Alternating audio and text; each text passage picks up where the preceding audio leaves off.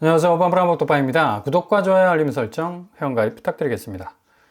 한국 합계 출산율이 나왔습니다. 당초 0.68 정도를 기록할 것으로 보였는데 0.74. 깜짝 반등을 했어요. 거의 뭐 인구 소멸로 가지 않을까라는 당초의 예상과는 달리 이 통계청 발표에서 이 인구 감소 현상이 약간 좀 둔화되는 거 아니냐라는 어떤 전망까지도 지금 나오고 있는데요.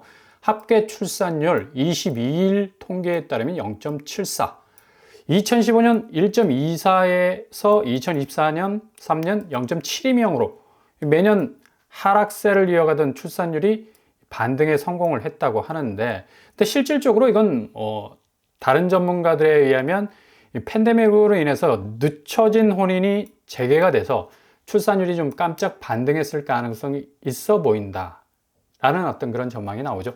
그만큼 딜레이 되어 있었던 혼인이 이제 앞당겨져서 이 폭증하는 어떤 단기적인 어떤 양상을 보여서 출산율이 증가한 거 아닌가라는 그런 분석도 있습니다. 근데 이제 청신호가 켜진 건 맞지만 이제부터가 중요한 거죠.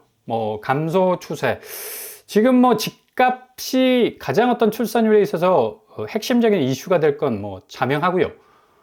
아니, 기본적으로 안정적인 어떤 주거 환경이 조성이 되지 않는데 누가 결혼을 할 거며, 그리고 누가 자녀를 낳을 수가 있겠습니까? 엄청난 지금 고점에 걸려있는 이 집값 문제가 내려와 주지 않으면 출산율은 고스란히 답보 상태에 머무를 가능성이 높다는 얘기입니다. 심지어 지금 얇아진 지갑, 설 연휴 이제 얼마 남지 않았죠. 그만큼 국민들 실질 소득 자체가 계속적으로 지금 하락 추세에 있기 때문에 지금 가성비 중심의 실속형 소비 확산 추세라고 하지 않습니까? 설의 선물 구입 기준으로 보면 가성비가 지금 제일 1순위를 차지하고 있고, 설 선물 예산도 역시 10만 원대 그리고 20만 원대로 지금 예상하고 있다라는 답변이 나올 만큼 작년보다 확실히 지출을 줄이겠다라는 그런 어떤 생각들이 지배적이죠. 당연한 거죠. 실질적으로 이제 소득이 줄다 보니까 당연히 지갑이 얇아지는 건 뻔하고, 기존 대출을 지금 집을 사기 위해서 엄청나게 땡기지 않았습니까? 그래서 소득이 들어와도 순삭되는 겁니다. 계좌에서 그냥 한번 살짝 스치고 지나가듯이 지나가 버리는 그런 어떤 이 자금 이동이 되다 보니까 쓸 수 있는 소비 여력 상당 부분 줄어들 수밖에 없는 거고요. 전체적인 어떤 경제 지표를 봐도 지난해 4분기 GDP 성장률이 0.1% 수준에 그냥 그치고 있고, 하회하는 어떤 그런 어떤 궤적을 보이고 있죠. 한은이 발표한 2024년 4분기 연간 실질 GDP 예상보다 좀 떨어졌다라는 게 나오는데, 부진한 내수의 투자 둔화. 그러니까 내수 자체가 지금 경기가 굉장히 어려울 수밖에 없는 겁니다. 좀 전에 말씀드린 것처럼 출산율 떨어지죠. 출산율 감소로 인한 수요 감소. 그리고 그 출산율이 기본적으로 두렵다라는 건 아이를 낳는 것 자체가 이제 공포라는 얘기입니다.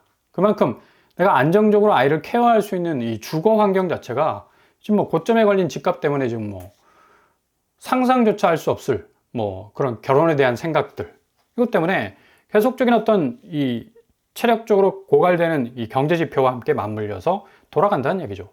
이러다 보니까 서울 부동산 역시도 지금 무순위 청약이 심심치 않게 서울에서 계속 쏟아져 나오고 있습니다. 더샵 퍼스트월드 서울 267가구나 지금 무순위 이 물량이 쏟아져 나오고 있는데, 여기 이 세대수가 일반 분양으로 한 4,500세대 정도 나온 걸로 알아요. 거의 50% 이상이 지금 계약 취소, 그러니까 계약을 포기한 거란 얘기죠. 도대체 분양가가 얼마나 되길래. 더샵 퍼스트월드 42평 기준으로 15억 정도 됩니다.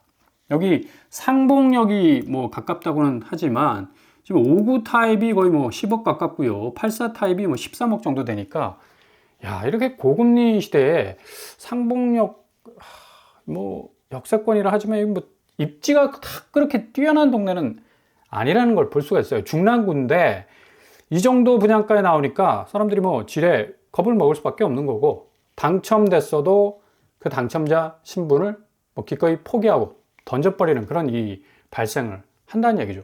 중랑구 매매가를 보더라도 한 달 상간에 보시면 성원 아파트가 2억 4천, 건양 1차가 2억 3천, 그리고 프리미어스 M코가 2억 2천, 동성 7차가 2억 정도.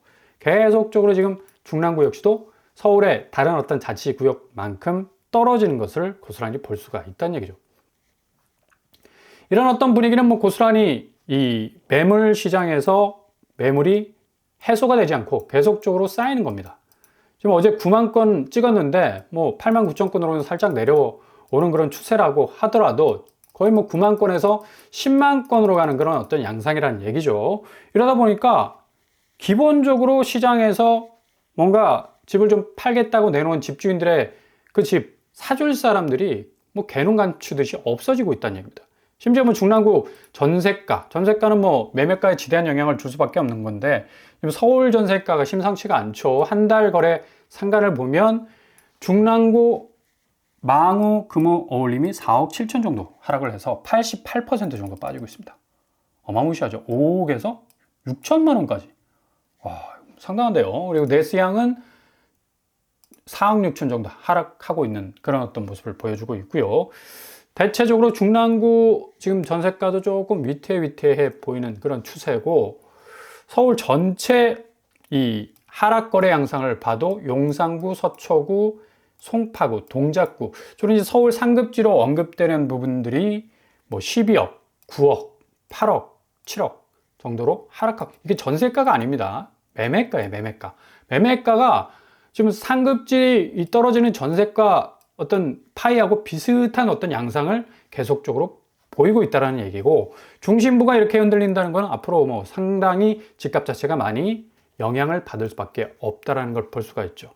이걸 고스란히 지금 뭐 금융시장도 함께 반영을 하고 있는 건데, 좀 빠져나가는 추세 보십시오. 오늘 뭐 장이 개장하자마자 코스피 시장 외국인이 4,200억 지금 빼고 있죠. 제가 늘 말씀드렸습니다. 외국인이 조금 들어온다 싶으면 바로 한 이틀 사이에 다시 이렇게 우르르 빠져나간다. 단기적 차익을 노리고 들어오는, 뭐 우회하는, 뭐 바이패스하는 그런 자본이라 볼 수가 있고, 이게 지금 한국 금융시장의 가장 큰 문제점이죠. 대신 또 개인은 저점이니까 또 들어오고, 이런 어떤 계속 악순환이 반영이 되는 거예요. 삼성전자, SK하이닉스 역시 지금 뭐 하락하고 있는 그런 추세고요. 2차 전지로 대표되는 LG 에너지 솔루션 역시도 어제 반짝 올랐는데 다시 떨어지고 있습니다. 그러니까 전체적으로 지금 금융시장의 주식 종목들이 차력이 별로 안 좋아. 그러니까 그만큼 한국 금융시장이 너무 치고 빠지는 인풋 아웃풋 자체가 뭐 거의 뭐 코인 시장처럼 지속적으로 뭔가 투자하고 지속적으로 묻어놓는 어떤 그런 분위기가 아니라, 해외 자본이 너무 뭐 해적 같은 어떤 자본들이 많이 들어온다는 얘기죠. 뭐 드립다 들이닥치고 빠질 때는 그냥 거침없이 빠져나가는. 그러니까 시장이 갈수록 불안해질 수밖에 없는 거고, 연기금이 이걸 방어를 하고 있습니다. 코스피를 막 주워 담아요.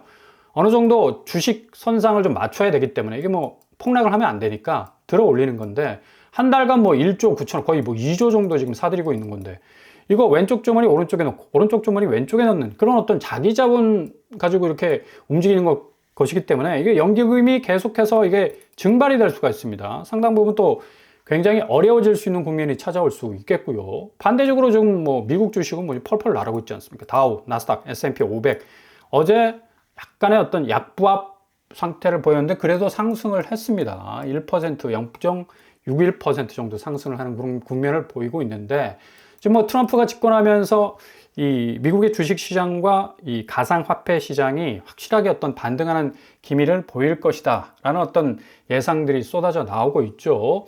트럼프가 행정명령을 때렸는데 AI 사업에 대해서 뭐 오라클을 확실하게 밀어주고, 일본의 소프트뱅크와 함께 합작을 해서 뭐 최첨단 기술을 좀 밀고 나가자고 했는데, 이게 또 머스크가 조금 이렇게 꼬롬하게 브레이크를 걸었습니다. 회의적인 입장을 냈죠. 테슬라의 최고 경영자 일론 머스크가 어떤 말을 했느냐, 얘네들 돈이 없다는 얘기예요. 돈이. 기본적으로 오라클 같은 AI 신생 기업의 이 자본력은 어느 정도 한계에 부딪힐 거라는 어떤 이 전망을 내놓자마자 뭐 오라클 뭐 멋지게 올랐다가 완전히 뭐 181달러로 조금 주춤하는 어떤 모습을 보이고 있습니다. 어쨌든 간에 뭐 대통령이 미는 것이기 때문에, 뭐 머스크가 아무리 좀 이 태클을 가한다 하더라도 쭉 좀 진행되는 어떤 느낌을 줄 수 있을 것 같고요. 양자 컴퓨팅도 뭐 지난달에 반토막이 나면서 뭐 큰일 났다, 뭐 완전히 끝났다라는 어떤 이 시그널을 보내왔었는데, 오히려 지금 42% 지금 오르고 있죠. 그만큼 AI 이 기업에 대한 이 미국 정부 차원의 어떤 지원이 있기 때문에 이런 어떤 양상이 벌어지는 것 같고요. 아이온큐 뭐 아주 단단하게 지금 가고 있습니다. 그리고 리게티 역시도 지금 뭐 거의 6달러까지 반토막이 났었는데 지금 뭐 13달러까지 지금 오른 그런 상황으로 가고 있죠. 뿐만 아니라 가상화폐 시장도 이제 트럼프가 계속적으로 지금 시그널을 보이고 있어요. 자기 이름을 딴 오피셜 트럼프 밈코인을 지금 뭐 출시를 했는데 이렇게 쭉 올랐다가 좀 살짝 빠지는 이 궤적을 보여도 아마 계속해서 이걸 강조를 해 나간다면 상당히 가치 부분에서 더 두각을 나타낼 가능성 높고, 도지코인 역시도 뭐 계속적인 어떤 강세를 보이고 있네요. 비트코인, 뭐 이더리움, 리플, 뭐 테더, 솔라나, 뭐 도지코인 등등등 이 가상화폐 시장도 확실히 1월을 넘어서 2월 달 들어서는 더욱더 강한 어떤 반등의 모습을 보이지 않을까라고 예상이 됩니다. 이런 와중에 지금 한국 부동산이 지금 문제라는 얘기입니다. 그러니까 그만큼 금융시장에서의 어떤 강세를 그대로 흡수하지 못하는 한국의 금융시장 자체가 지금 제대로 굴러가지 못하고 있기 때문에 반대되는 어떤 올드한 자산시장의 이 감소세, 굉장히 어떤 위기가 될 수밖에 없는 한 해가 충분히 예상이 된다는 얘기죠. 당연히 뭐 거래량 떨어질 수밖에 없는 거고요. 9월, 10월, 11월 대체로 3,000건을 유지하고 있는데 올해 1월은 거의 뭐 3,000건 밑으로 하락할 가능성 굉장히 높습니다. 뭐 3주 연속 보합세를 유지한다고 하지만 이게 지금 하락세가 뭐 끊임없이 진행이 되고 있는 관계로서 정부가 이제 또 7월부터 1.5% 가산금리를 적용한 스트레스 DSR 한층 강화하게 되면 뭐 자본 자체가 더욱더 경색되는 그런 어떤 국면으로 갈 수밖에 없기 때문에 앞으로 한국 부동산 시장은 엄청난 후폭풍을 맞이할 가능성이 높다는 얘기입니다. 결국 결론은 출산율 저하, 결국 잠재적 수요의 대감소 현상은 시대적으로 이건 뭐 피할 길이 없다. 그래서 부동산 시장의 가장 어두운 국면이 연출이 될 것 같고요. 금융시장의 다변화로 인해서 자본 유출 계속적으로 이어질 것 같고, 돈이 고이지 않는 부동산 시장 결국 가치 고갈로 이어질 가능성이 높다. 50% 이상의 계약 포기자가 지금 서울에서도 지금 신축 아파트, 얼죽신에서 얼어 죽어도 신축이라는 그 말이 폐기가 될 정도로 나오고 있다는 얘기입니다. 이 부분들 잘 살펴보시면서 한 발 한 발 조심스럽게 접근하시면 되겠습니다.